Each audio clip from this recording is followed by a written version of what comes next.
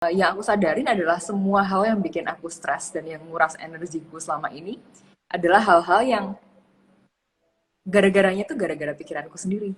Dan itu semuanya maya gitu, itu semuanya itu nggak real. Itu cuman ada di pikiranku sendiri.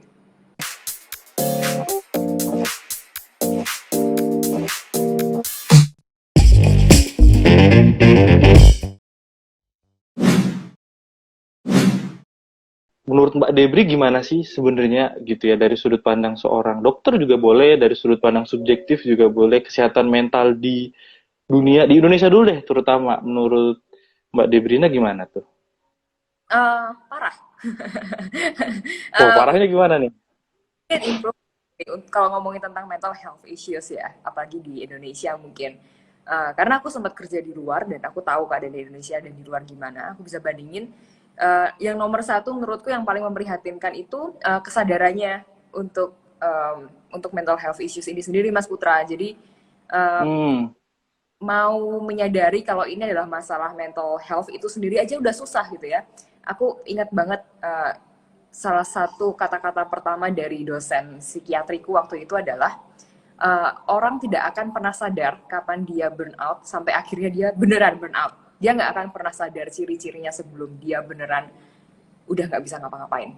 Dan itu di saat hmm, ini masuk ke stase burnout ini itu menjadi uh, akan sangat dipermudahkan, akan menjadi sangat enak gitu ya, akan sangat terbantukan kalau ada teman-teman sekitar atau support system sekitar yang ngingetin. Karena oke, oke. untuk dirinya sendiri menyadari, oh gue kayaknya mau burnout nih, itu gak gampang. Mungkin butuh latihan, mungkin butuh melatih being mindful itu sendiri, mungkin butuh kesadaran untuk, oh gue kayaknya harus harus stop nih gitu. Itu kan emang hal yang nggak gampang sebenarnya kan buat banyak orang. Oke. Ya berarti memang sebenarnya seringkali kita sendiri itu kesulitan ya untuk aware emang kita itu burnout kah gitu ya atau mungkin hanya sekedar kelelahan gitu ya. Nah, being mindful itu juga sebenarnya bisa dibantu sama teman-teman sekitar gitu berarti Mbak ya. Membantu kita mungkin bisa lihat dari gejalanya, bisa lihat dari tanda-tanda atau mungkin perubahan mood dan lain sebagainya ya Mbak ya. Mungkin menurutku gitu ya Mas Putra. Aku nggak tahu menurut Mas Putra gimana. Cuman dari pengalamanku sendiri dan dari apa yang aku lihat di banyak teman-teman atau mungkin pasien juga sih ya. Itu sedikit banget kayaknya atau mungkin aku nggak tahu pernah ketemu apa enggak orang yang memang udah sadar dulu gitu. Gue bentar lagi burn out nih. Seminggu lagi kalau gue kayak gini gue burn out nih. Udahan dulu deh gitu. Ya, ya, Dia ya, beneran ada sisi fungsionalnya orang ini yang udah kena dampaknya gitu loh. Um, ya. Ya, rasanya contoh aku sendiri deh, aku nggak akan mencontohkan orang lain. Contoh aku sendiri, aku nggak tahu udah berapa banyak orang yang terus-terusan bilang ke aku dari tahun lalu, kalau udahlah deh gue istirahat dulu aja gitu. Cuman karena akunya merasa fisik masih oke, mental ya masih biasa-biasa aja, masih nggak masih bisa beraktivitas walaupun capek gitu ya. Um, ya aku nggak ngerasa kalau itu ternyata memang cara-cara ciri-ciri fase akan ke stadium yang beneran burnout gitu. Sampai akhirnya ya Ya. emang baru kerasa tuh um, puncaknya mungkin pas itu beneran nggak bisa tidur 48 jam, beneran nggak bisa tidur aku. Padahal capek setengah mati, jadi uh, matanya jreng, tapi otaknya udah shutdown banget itu. Oh, oke, oke, oke, oke, oke. Iya, karena memang gini ya Mbak mungkin. Kalau misalnya kita sakit secara fisik gitulah ya misalnya, taruhlah kita pilek lah atau flu gitu ya. Mungkin kita mau ngomong ke orang itu mudah gitu ya. Wah, aku lagi pilek nih, pengen istirahat dulu lah gitu ya, beberapa hari gitu sambil minum obat gitu ya. Nah, cuman kalau misalnya nih gitu ya, kita ngomong ke orang, saya lagi stres nih gitu ya, atau saya lagi burnout nih gitu ya. Nah, itu kok kayaknya lebih risky gitu ya, karena kita juga nggak tahu tuh respon orang ke kita gimana gitu ya. Terus juga balik lagi ya mungkin karena stigma gitu ya, merasa kalau aneh aja kalau kita ngomong, apalagi mungkin bukan ke orang yang terlalu dekat gitu ya, bahwa kita sedang stres atau burnout gitu. Nah, tapi di sisi lain sebenarnya menarik juga tuh karena teman-temannya Mbak Debrina akhirnya bisa aware dan bahkan pelan-pelan coba kasih tanda ke Mbak Debrina juga gitu loh. Coba apa memberi informasi juga gitu. Nah, mungkin Mbak Debrina bisa cerita lebih lanjut tuh, gimana tuh prosesnya sehingga teman-temannya bisa mulai kode-kode tuh. Aku simply lucky aja menurutku ya, karena bener kata Mas Putra gitu, kita tuh stigmanya masih kuat, sehingga kalau dan satu stigmanya masih kuat dan kita sendiri nih, kita sendiri sebagai orang yang butuh untuk cerita itu percaya dan peduli dengan stigma-stigma itu. Kita kan sebenarnya punya pilihan Mas Putra, mau peduli nggak sama stigma itu, ya nggak? Kalau Hmm, hmm, hmm. nggak mungkin hilang, satu itu. Yang namanya stigma muncul itu muncul karena ada kesalah kaprahan yang sangat fundamental gitu ya. Ya, Kalau mau nunggu stigma itu hilang, mungkin nggak di our lifetime gitu. Jadi yang menurutku nggak di our adalah lifetime ya. yang menurutku lebih penting adalah ya, tinggal kita set pikiran kita aja atau mind kita mau peduli nggak sama stigma itu. Kita punya pilihan kok Hmm, nggak peduli dengan stigma itu selama itu benar gitu ya. Contoh misalkan kita itu tadi kita pengen cerita, aduh gue capek banget nih, tapi stigmanya dan ini juga apa yang terjadi di aku gitu ya. Terus terang kalau keluarga aku itu kalau masih muda nggak boleh ngomong capek gitu. Jadi aku agak-agak anti wih, ngomong sebenarnya. dilarang mengeluh ya. Jarang mengeluh, ha. Tapi lagi-lagi eh, tergantung aku kan. Aku apakah aku peduli dengan stigma kalau muda ngeluh capek itu salah, atau aku lebih pengen dengan legowonya ngomong sama orang-orang terdekatku keadaanku sekarang gimana gitu kan Iya, sebetulnya. iya, iya, iya. Karena memang Iya. gini ya, balik lagi ya, soal stigma itu sulitnya kalau orang tidak pernah mengalami gitu ya, atau mungkin dia sedang baik-baik aja lah, dia pernah mengalami tapi terus lupa dan sedang baik-baik aja gitu ya.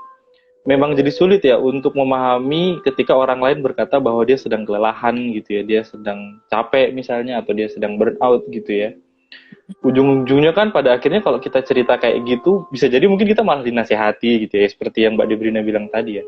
Ya jangan mengeluh misalnya gitu ya, ayo mumpung masih muda, ayo gini segala macam dan lain sebagainya gitu ya. Nah, padahal balik lagi ya, titik batas setiap individu itu kan beda-beda gitu ya, dan orang tersebut juga mungkin tidak aware juga, tidak tahu juga seberapa capek dan seberapa berjuangnya kita selama ini, apalagi Mbak Debrina nih ya, di masa kemarin kan pasti struggling banget nih ketika menghadapi pandemi dan kawan-kawannya gitu. Nah, terkait itu Mbak Debrina bisa ceritakah pengalaman ketika Mbak Debrina mulai mikir, iya ya jangan-jangan gue burn out nih. Nah itu gimana tuh ceritanya tuh Mbak?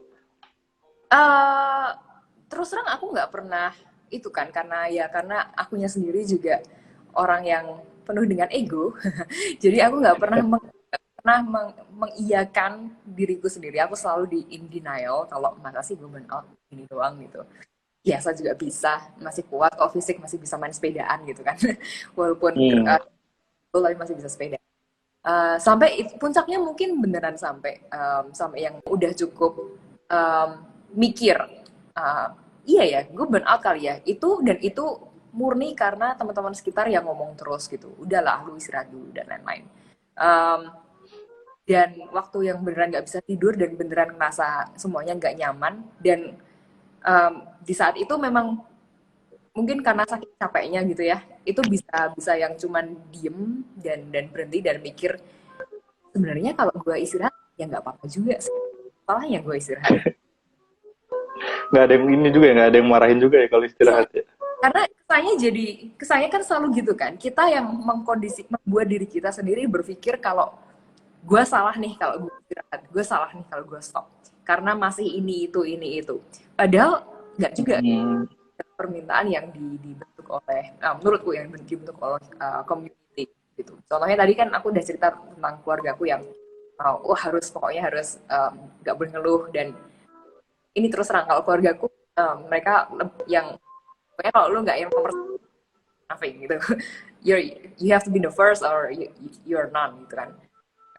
Dan itu hmm, yang aku bentuk sendiri terhadap mereka, karena waktu akhirnya aku cerita kalau aku capek dan aku pengen istirahat, respon mereka mengejutkan buat aku adalah, ya udah sana lu istirahat dulu, dan itu menurutku mengejutkan dan yang oh jadi ternyata selama ini pemikiran atau stigma yang aku bentuk akan keluarga aku yang terus Hmm.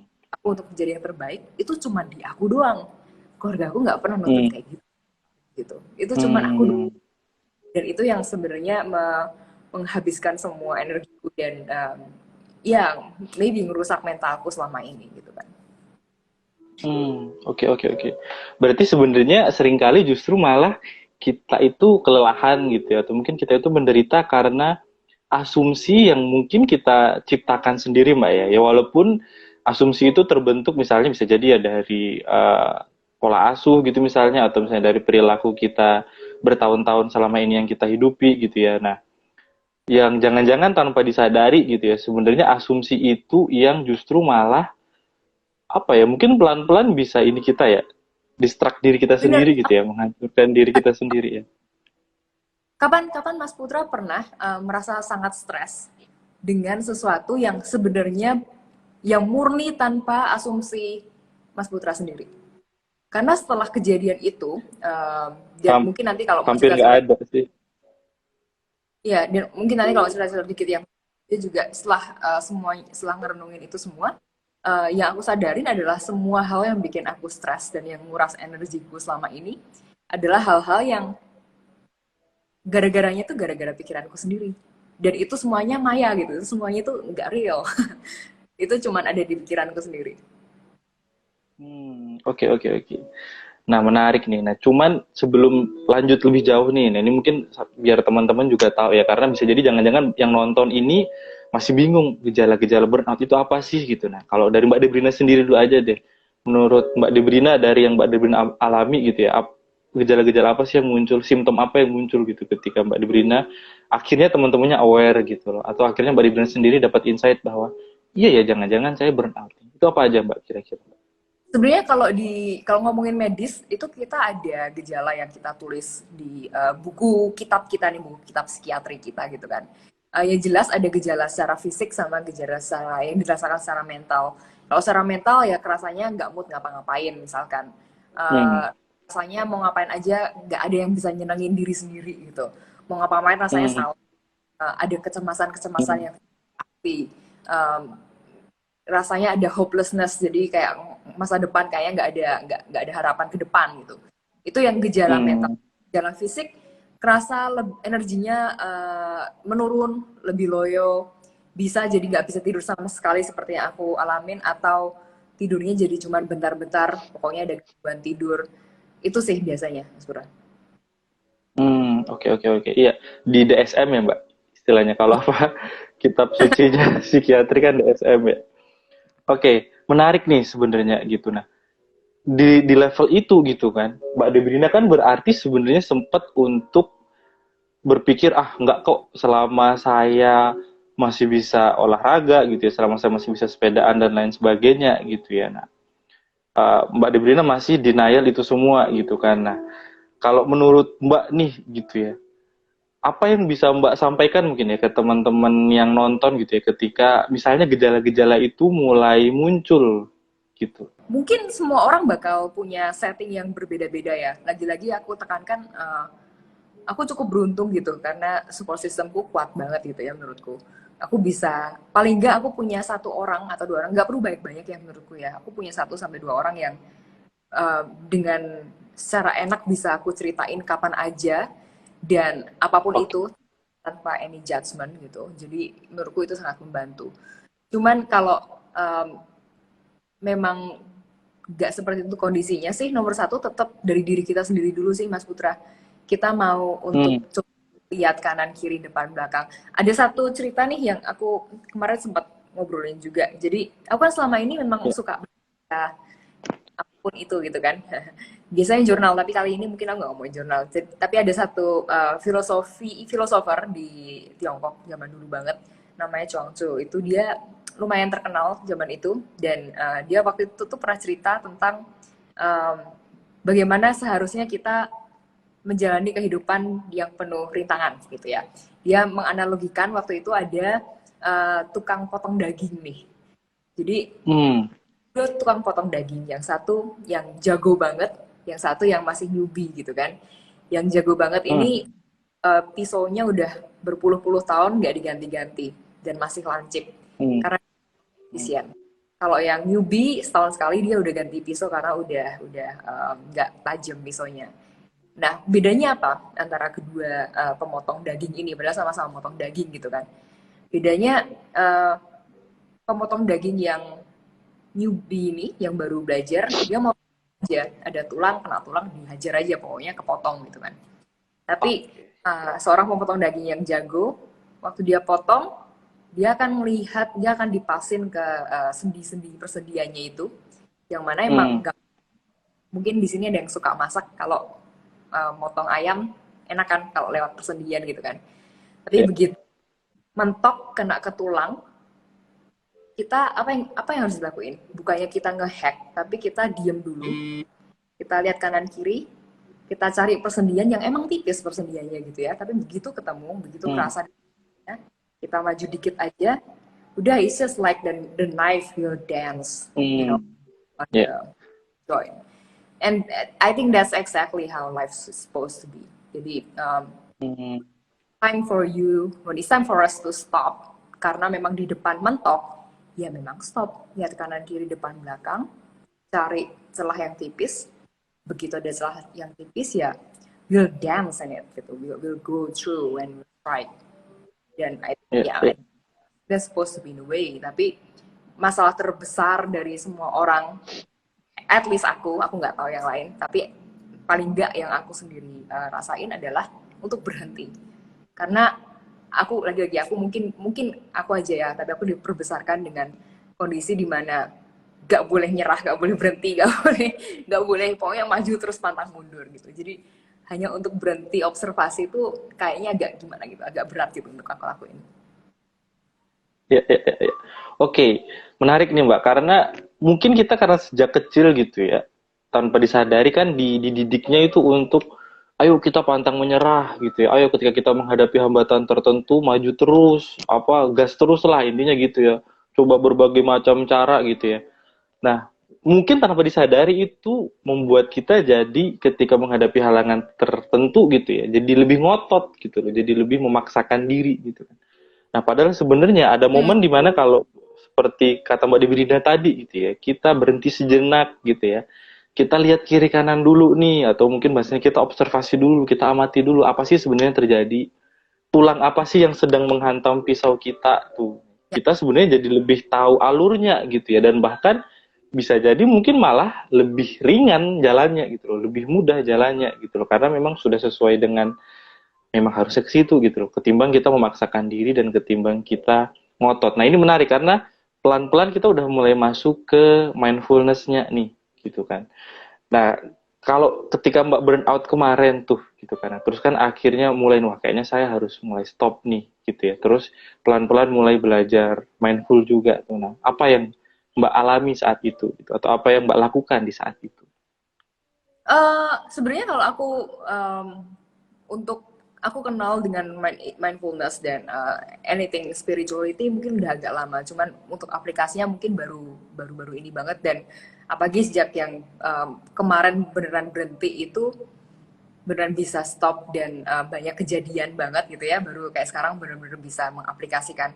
Cuman yang menarik juga tuh gini Mas Putra, kan aku kan beneran mau stop, jadi aku waktu itu ke NTT kan dari Jakarta, udah pokoknya sekarang gue harus ke uh, somewhere nice, yang melakukan suka gitu kan. Aku rural medicine, aku di pedesaan, aku ketemu dengan orang-orang yang baik, aku ketemu mereka semua di tempat yang aku suka di pulau-pulau, dan melakukan apa yang aku suka basically gitu kan. Aku bisa aplikasikan ilmu tentang rural medicine. Terus aku ke NTT, aku ke Flores, ternyata aku di sini udah berapa hari, aku masih ngerasa sama aja lagi, aku masih ngerasa capek lagi, masih nggak bisa tidur, masih anxious, masih kayak bukan jawabannya ternyata gitu loh. Aku ke sana gitu, Hmm. merasa I don't think I'm stop. This is probably stopping, tapi I don't think I'm feeling any benefit dari aku pergi dari Jakarta dan melakukan apa yang aku suka dalam tanda kutip gitu. dan di itu aku sadar kalau kunci dari untuk berhenti atau menjadi mindful itu sama sekali nggak tergantung dari tempat, ya kan? Sama sekali nggak tergantung dari mode liburan atau mode kerja, enggak. Tapi semuanya dari diri kita gitu. Jadi ini sesuatu yang aku nggak jauh sebenarnya sampai ke NTT gitu ya. Aku nggak perlu jauh-jauh, nggak perlu susah. Kalau tujuanku lebih aware, lebih mindful, lebih stop. Aku cuma perlu ke diriku sendiri gitu, dan itu bisa kita semua lakuin. Oke, nah ini menarik banget nih karena belakangan kan di media sosial ya, misalnya di Instagram gitu ya, kalau lihat di story atau di reels gitu kan, banyak banget tuh yang update, wah gue mau self healing dulu nih gitu, atau wah gue mau self love dan self care dulu nih gitu ya. Terus foto dan videonya di Ya, Bali gitu misalnya, atau di Lombok gitu misalnya, dan lain sebagainya gitu ya. Nah, waktu lihat itu sih memang aku sih ketawa aja. Oke, it's okay kalau memang benar-benar dengan melakukan itu dia bisa healing, baik-baik aja gitu kan. Nah, cuman dari pengalamanku pribadi nih, jujur gitu kan. Waktu PPKM darurat, akhirnya memang aktivitas harus stop gitu kan. Nah, aku sendiri akhirnya juga mulai mikir ya, kalau memang kita harus menerapkan mindfulness dan self healing gitu ya, sebenarnya nggak harus terlalu jauh-jauh juga gitu ya, bahkan di sekitar kita. Pas aku mulai akhirnya latihan untuk stop, take a breath gitu ya, aku pengen nih untuk mencari suasana yang lebih nyaman gitu, misalnya lebih hijau gitu ya. Nah, waktu tenang gitu ya, aku akhirnya kepikir sebenarnya, ini pengalaman sharing dikit juga mbak ya, pengalaman pribadi ya. Yang kusadari bahwa ternyata nih misalnya di dekat rumahnya orang tuaku gitu ya, itu ternyata jalan 15 menit aja itu udah ada persawahan hijau yang enak gitu loh, kalau buat jogging, kalau buat lari gitu loh, kalau buat pengen menenangkan diri dulu gitu.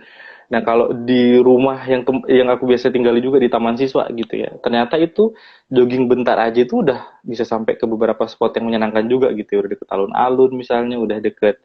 Tadi saya baru story itu jembatan Saidan, bagus banget pemandangannya gitu. Nah, di situ saya mikir gitu ya sebenarnya. Nah, jangan-jangan kita itu apakah beneran self love dan self healing atau hanya pelarian aja sebenarnya gitu ya. Pelarian dari masalah yang ada ke tempat yang baru, kita pikir kita udah lari nih. Tapi banget. tanpa sadar kita bawa sebenarnya beban itu ke ini kita yang baru gitu loh, ke tempat kita yang baru gitu kan. Dan akhirnya mungkin kekecewaannya jadi double-double gitu ya, karena kita berekspektasi, wah kalau saya ke tempat baru saya harusnya relax. Gue udah jauh-jauh kemari, udah keluar effort banyak kok malah nggak membaik juga tuh, nggak healing juga gitu kan. Nah, itu kan jadi ironis sebenarnya. Nah, Ya, terkait itu terus apa langkah selanjutnya apa tuh ketika Mbak mulai sadar, wah ini gue jauh-jauh kemari, ini udah beberapa hari kok gini-gini aja. Nah, terus apa tuh yang Mbak lakukan? aku nggak ngapa-ngapain Mas Putra. Ya karena aku nggak tahu mau ngapain juga kan. Udah sampai sana, ya udah aku cuma lakuin tugasku aja. Dan terus bertanya-tanya aja sepanjang itu gitu. Aneh banget nih gitu, karena ini udah di tempat kak gitu kan, kerjaannya kerjaan yang gue suka banget gitu, yang gue banget lah pokoknya. Hmm. um, Mainnya ada gitu ya, jadi nggak, kalau di Jakarta kan mainnya cuma sepedaan biasanya, kalau di sana beneran bisa ke tiap hari sunsetnya bagus gitu ya. Jadi udah aku banget, tapi bisa-bisanya itu nggak itu tadi mungkin efek self healingnya waktu itu kurang buat aku. Tapi again ini bukan berarti self healing ke tempat yang menurut teman-teman enak itu salah ya. Aku yakin semua orang punya Gak jalannya. apa-apa, ya. Cuman aku waktu itu waktu pertama kali ke sana aku nggak merasakan itu gitu. Jadi aku cuman penuh dengan bertanya-tanya dan tapi ya nggak bisa ngapa-ngapain lagi gitu kan. Aku nggak tahu mau ngapain soalnya. Udah kadung di sana ya. Mau ngapain ya lanjutin aja gitu kan. Tapi ya sampai akhirnya yang aku sempat hanyut itu, dan baru kayak oh ternyata pikiranku agak berbeda dari semuanya. Oke, oke. Nah, ini menarik nih. Soal hanyut. Nah, ini mungkin banyak teman-teman yang belum tahu ya, tapi saya udah dapet cerita-ceritanya sedikit nih sebenarnya, karena itu juga cukup mind blowing gitu ya pengalaman Mbak. Karena kan Mbak juga seorang rescuer scuba gitu ya, dan berada di posisi yang biasanya nyelamatin tapi harus diselamatin gitu. Gimana tuh Mbak? Bisa Mbak Sampai itu ceritain? dua-duanya sama. Jadi oh ya, buat teman-teman pokoknya kalau misalkan mau diving atau main air, ya stay safe. um, jadi yang mau diselamatin sama-sama nggak enak gitu ya. Cuman aku udah Hmm. apa yang perlu diperhatikan kalau mau main air, snorkeling atau diving pun, biar lebih aman, apa yang alat-alat yang perlu ada. Cuman memang kebetulan kan aku udah divingnya udah lumayan lama, nggak lama-lama amat lah, cuman udah adalah berapa tahun gitu ya. Dan aku sering bareng sama anak-anak SAR misalkan. Aku tahu ilmunya, aku belajar ilmunya kok gitu. Aku belajar tentang disaster, aku belajar tentang scuba ini. Um, Alat lengkap gitu kan. Teman-teman yang di teman-teman rescuer banyak, teman-teman yang senior-senior di diving banyak. Tapi tetap aja accident itu masih nggak mengenal siapapun gitu ya, aku rasa ya. Sama lah kayak gitu kan, nggak mengenal siapa lu, kalau kena ya kena aja gitu.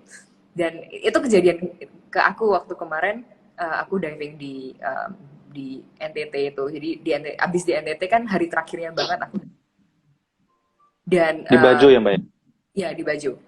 Dan kalau ada teman-teman diver di sini, pasti tahu kalau di Komodo itu, di perairan Komodo itu salah satu tempat yang paling bahaya di Indonesia gitu ya. Atau mungkin yang paling bahaya memang. Karena arusnya kencangnya bukan main. Arusnya kayak sungai. Tapi itu kenapa orang-orang demen banget ke Komodo, karena arusnya emang nagih gitu kan. Kita harusnya nggak ngelawan arus, kecuali arusnya nggak terduga. Kalau itu ya dah alahu alam aja. Karena biasanya arusnya bawa kita ke Australia kalau udah malam. Dan Hmm. waktu aku diving di sana, kapalnya nggak lihat kita waktu aku udah naik ke atas. Waktu udah mau naik ke kapal harusnya, tapi karena ombaknya tinggi, mereka nggak lihat kita. Sama aku lagi sama berdua doang sama guide. Jadi kita terapung-apung hanyut aja di air. Dan udah mulai gelap, udah mulai sunset, itu pas kesempatan untuk bisa selamat rendah banget lah gitu di perairan Komodo. Dan dengan nggak ada apa-apa gitu ya. Alat aku punya alat semua, cuman nggak aku bawa mas karena aku malas nyuci. Emang Hmm. itu. Jadi aku tinggal di hotel Oke.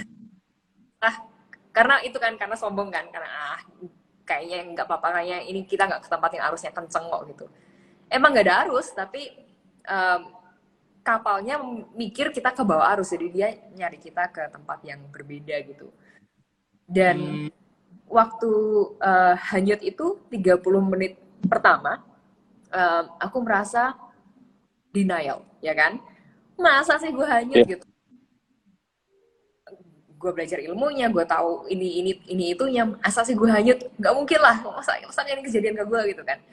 Tapi setelah 30 menit hanyut dan udah mulai capek, iya ternyata gue hanyut. Dan ya kayak mungkin besok akan muncul headline tertentu. Udah kepikiran tuh headline-nya apa nih besok. Dan semakin Seorang dokter gitu ya. ya kan, seorang Wisma Atlet hanyut gitu kan. Masih kayak gitu. Ya, ya. Dan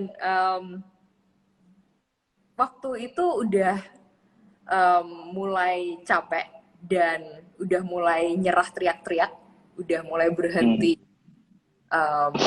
Kita punya sosis SNP namanya yang buat nandain, udah berhenti Hmm. itu. Dan Ah, tiba-tiba muncul terus kayak memory flashback. Jadi hal-hal yang aku biasanya lupa gitu ya, tiba-tiba aku inget banget mas. Dan di saat itu aku berpikir, gila men, gue nggak selamat men. Ini ada memory flashback nih, apa-apa nih gitu. Karena itu beneran muncul terus gitu ya, aku nggak bisa stop. kayak di film-film gitu ya, Mbak ya. Iya kayak di film-film, beneran kepikiran. Dan itu hal-hal yang um, waktu kecil aku lupain gitu. Contohnya ada yang pernah ngerawat aku waktu kecil, aku biasanya nggak inget ada dia dalam hidupku, tapi waktu itu aku inget. Dan it's a nice memory to actually have her in my life gitu ya. Dan itu tuh terus-terusan muncul gitu, keinget terus aja, dan lumayan detail ingat-ingatnya. Semuanya ini sih, semuanya inget sih. Jadi nggak cuman waktu kecil, nggak cuman hal-hal yang aku lupa itu, cuman kayak yang recent memories juga keinget gitu kan. Tapi justru yang menarik menurutku, yang menurutku tadinya hal-hal besar yang terjadi di hidupku, Hmm. kegagalan atau keberhasilan terbesar yang ini kalau pertanyaan interview gitu loh Mas, kalau tanyain sebutkan 5 kegagalan atau Iya, iya, keberhasilan. iya, Nah itu iya. hal sebutin di interview itu tuh adalah hal-hal yang Atau bikin esai, Mbak ya.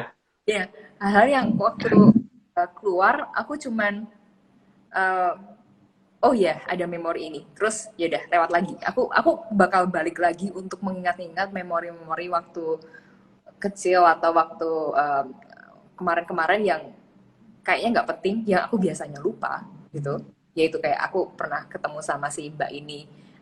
Dulu ibuku pernah bikinin aku, ibuku nggak bisa masak tapi dia pernah bikinin aku makanan yang nggak enak gitu tapi dia berusaha. Hmm. Nah hal yang menurutku uh, aku lupa gitu biasanya tapi itu yang well at the end of my life gitu kan ya itu hal-hal yang aku pengen balik lagi karena it's just so warm to have that kind of memory gitu itu yang bikin aku ngerasa ya udah sih nggak apa-apa sih gue sampai sini aja hidupnya udah ada memori ini gitu itu yang bikin aku berpikir-pikir kalau yang tadi aku bilang keberhasilan dan kegagalan terbesar dalam hidupku itu ternyata cuman sekelebat gitu Hmm. lewatnya. Kenapa aku harus me- memusatkan semua energiku dan kestresanku itu untuk hal-hal itu gitu.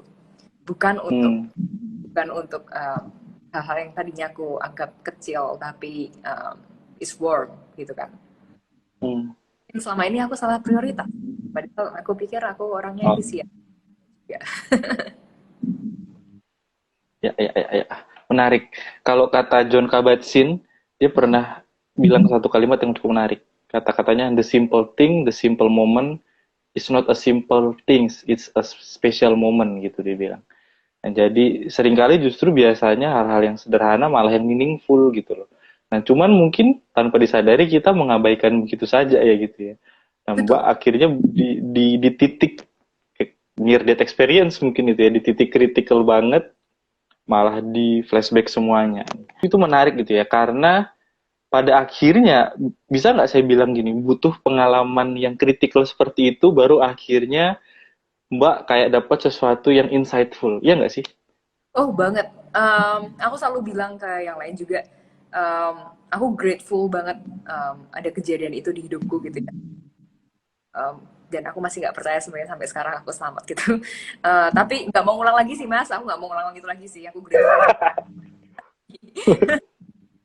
Nggak mau menantang maut Mbak ya? Iya. Cuman ya itu insightful banget karena ya lagi-lagi itu kan lagi-lagi mematahkan banyak teori yang aku punya gitu kan. Karena aku nggak tahu mungkin beberapa yang di sini yang kenal aku orangnya suka tahu sesuatu gitu. I like to know, I like to learn. Um, Kayak mungkin kalau yang kemarin yang dari COVID aja semuanya pasti berdasarkan apapun yang aku share yang ada medis-medisnya selalu ada landasan jurnal dan semua itu. Tapi di saat kemarin aku disadarkan itu, ya, kayak buatku itu luar biasa gitu kan. Karena lagi itu mematahkan semua teoriku tentang diriku sendiri yang aku pikir aku tahu banget diriku kayak gimana gitu. Iya kan? Udah 29 tahun Ya, hidup ya, sama Debrina gitu kan. Masa masih salah sama hal-hal yang fundamental gitu. Ngeprioritas nggak ya, bisa ya, gitu. ya, Jadi ya. um, itu yang bikin aku merasa kayaknya memang gak ada cara lain selain itu selain memang berhenti dulu untuk lihat ke dalam diri dulu gitu loh kita ini sebenarnya apa sih yang kita jadi prioritas apa sih yang uh, tujuan kita bukan tujuan kita hidup ya menurutku hidup itu tujuan gitu jadi apa sih yang menjadi hidup kita gitu. Itu Ya, aku ya. rasa nggak bisa kalau nggak berhenti mas nggak dimulai dengan berhenti gitu ya ya at least itu yang terjadi aku kan karena aku rasa waktu aku hanyut di air itu aku lagi berhenti untuk ngapa-ngapain selain ya iyalah mas mau ngapain lagi nggak bisa ngapa-ngapain jadi nggak bisa mikirin masa depan nggak bisa ngapa-ngapain jadi aku cuma beneran floating dan ya udah membiarkan semua memori flash main. Oke. Berarti benar-benar being here and now ya Mbak ya. Maksudnya ya apapun yang terjadi kalau memang saat ini yang muncul adalah flashback di masa lalu gitu, ya sudah gitu loh. Karena memang kita sudah nggak bisa struggling lagi ya, maksudnya karena sehari-hari mungkin kalau lihat aktivitas Mbak Debrina kan kalau bisa ya struggling gitu ya, kalau bisa ya berjuang gitu ya, achieve something dan lain sebagainya. Nah, di titik itu nggak bisa ngapa-ngapain gitu ya, dan itu kan sebenarnya apa ya, ironis tapi sebenarnya meaningful karena diving itu adalah passionnya Mbak, pekerjaannya Mbak juga gitu, tapi malah akhirnya miss banyak hal yang mungkin di titik tertentu mikir kok bisa ya gue sebodoh ini gitu ya. Tapi ketika sudah melampaui itu kayak sepertinya memang aku untuk apa layak untuk mengalami itu gitu. Iya, Supaya aku sendiri akhirnya bisa kayak disentil kali ya atau mungkin ditegor gitu ya. lagi Mas. Gak cuma disentil ya, udah dibogem mungkin Mbak ya.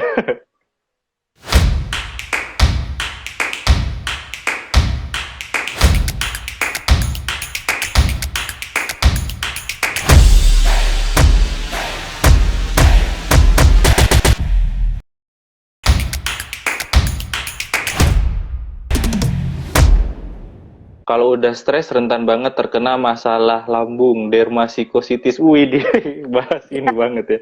Bahas penyakit banget. Bener banget itu. Ada komentar Banyak komentar banget, ini, Mbak. banyak banget penyakit yang muncul di pikiran dan sembuh dengan pikiran. Em, Kemarin kita sempat ngobrolin juga ya Mas Putra ya, cuman yang aku belajar Ya, itu untuk kesembuhan siapapun itu, orang yang sakit dari biopsikososial gitu. Kadang sebagai ya, dokter, kita hanya memperhatikan bionya aja. yuk. Psiko dan psikonya suka lupa, sosialnya kita suka pasrahin ke admin, gitu kan Ya, biasanya. Tapi betul, betul, betul. itu tiga hal yang kita sebagai dokter harus kuasai. Dan itu yang ya terus terang karena aku banyak belajarnya selama 6 tahun itu mungkin baik di bionya, jadi memang itu yang buatku lebih susah daripada Hmm, ya, bener. Karena seringkali mungkin kita terbiasa untuk memisah-misahkannya, terdikotomi gitu ya. Jadi ya udah, misalnya kalau dokter ya bahasnya biologi aja nih.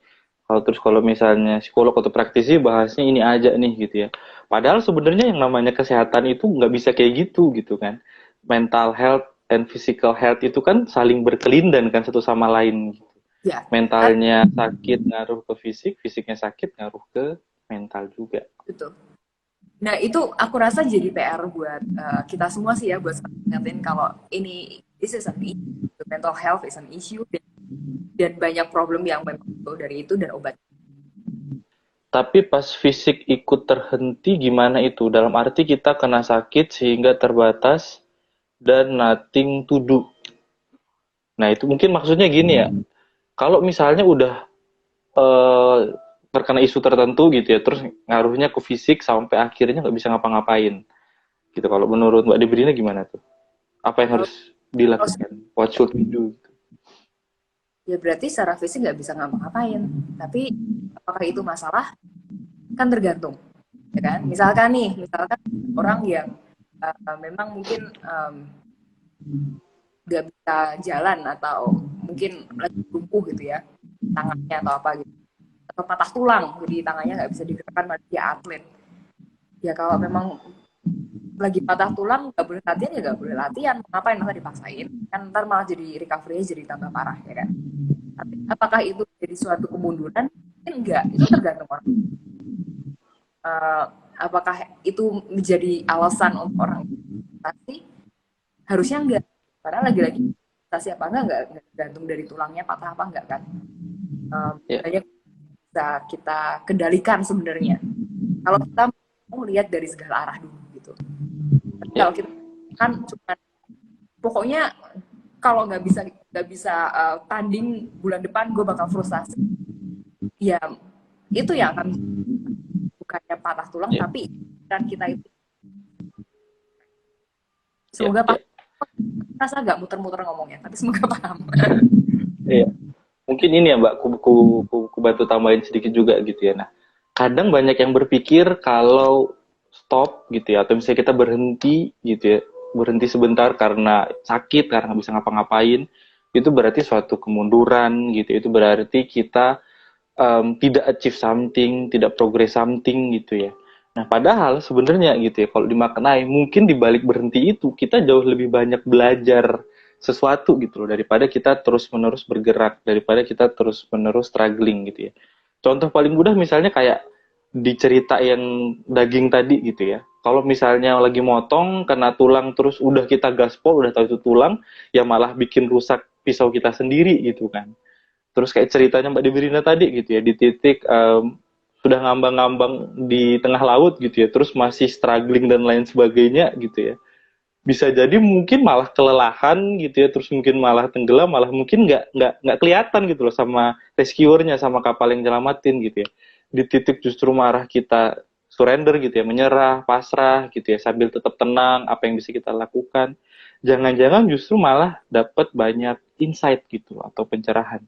Mungkin yang menghalangi kita dapat insight, jangan-jangan karena kita kebanyakan gerak justru malah. Dan di kondisi tertentu kita diingatin untuk Westo, bahasa Jawa ya, bahasa Indonesia. Udah tuh, jangan kebanyakan gerak dulu, mungkin kita butuh istirahat sebentar, butuh jeda sejenak, butuh kita untuk refleksi sebentar. Gitu mungkin ya Mbak ya. Iya. Dan karena aku rasa juga dari orang-orang sering ngomong kayak roda gitu ya, ada di atas dan di bawah, atau bukan roda lah, hidup itu penuh polaritas. Ada pagi, ada malam, ada terang, ada gelap, ada susah, ada mudah, ada bahagia, ada sedih gitu kan. Nah, kita kita gampang ngomong itu, tapi menurutku banyak dari kita yang kan maknanya itu di hidup kita. Karena artinya apa? Artinya kita selalu bahagia gitu. Di saat kita lagi lagi down, ya memang kita lagi down. Kalau kita nggak down dulu, kita nggak akan. Kalau kita nggak stop dulu, kalau memang waktunya untuk stop, ya, kalau kita nggak stop, kita nggak akan jalan lagi dulu gitu. Jadi kalau kita ngotot, kita nggak mau kita stop. Itu sama dengan kita nggak ke up yang selanjutnya, atau terus yang Going to selanjutnya. next level gitu Mbak ya. Kita harus mengalami level itu dulu ya, menurutku, untuk naik. Aku rasa tiap orang punya peran waktu yang berbeda-beda, harus dijalani. Masalahnya tinggal kita menjalani itu senang, ikhlas. Iya, betul. Ya, kalau dari sudut pandang mindfulness nih, mungkin kita terlalu sering melekat ke hal-hal yang menyenangkan gitu ya. Terlalu sering pengennya senang terus, pengennya sehat terus, pengennya bahagia terus, pengennya kuat terus gitu ya. Padahal ya, tidak mungkin dong dalam kehidupan kita ada di kutub itu gitu ya. Pasti kita akan ada di kutub satunya. Nah, begitu kita ada di kutub satunya, nah itu yang bikin kita menderita. Gitu, nah. Mungkin ya, yang bikin kita jauh lebih menderita justru karena pikiran kita yang terlalu melekat di senang-senangnya aja gitu loh. Nggak sadar, nggak realistis bahwa ya namanya hidup ya pasti naik turun gitu loh. Ya namanya hidup pasti istilahnya kayak cuaca gitu kan, berubah-berubah gitu ya. Kadang mendung, kadang panas, kadang hujan gitu ya. Nggak cerah terus-menerus gitu. Dan itu nggak apa-apa juga. Cuaca kalau kita ngotot dia cerah terus-menerus, nggak mungkin juga kan. Ketika hujan malah kita sendiri yang sebel, kita sendiri yang menderita. Iya, dan Gitu kemelekatan sih. bisa di polaritas mana aja sih Mas Putra? Bisa kemelekatan dengan Iya, stres. senang maupun sedih ya. Tapi ya itu, kalau misalkan kita cuma melekat ke satu polaritas, kita nggak akan ke polaritas yang selanjutnya. Ya. Mungkin lanjut aja ceritanya tadi. Boleh. Ya, endingnya ya, akhirnya ya. Akhirnya kan tadi aku udah bilang kan, kalau aku tahu banget kalau udah lewat sunset itu udah kayaknya udah gak ada gitu kan, kalau hanya perairan Komodo. Dan waktu itu udah sunset gitu, udah langitnya udah terakhir, udah cakep. Jadi aku mengatakan pada diriku sendiri, memory flashback bentar, stop, aku mau sunset of my life. Dan ya udah sih, lagi floating doang, tinggal lagi tiba-tiba air, terus tiba-tiba dengar suara kapal. Jadi beneran kita nggak ngapa-ngapain. Aku sama si lifeguardku ya, kita nggak sama sekali lagi nggak ada effort apapun, dan waktu kapalnya datang kita nggak teriak-teriak lagi gitu ya, dan kapalnya memang lihat kita gitu. Waktu itu yang aku sadarin mungkin ya itu tadi, oh, for that ya is time for rap gitu, dan not the time is not the time gitu kan. Dan, siapa kita sih bisa, yang kita bisa lakukan lagi-lagi gimana sikap kita tentang apapun yang bukan apa yang kita. Oke, seru banget gitu ya. Maksudnya, iya ada titik di mana akhirnya karena dia udah nggak bisa ngapa-ngapain, justru ya kita malah jadi bisa enjoying the moment banget ya Mbak ya. Jadi malah justru bisa Iya, being here and now banget nggak ya?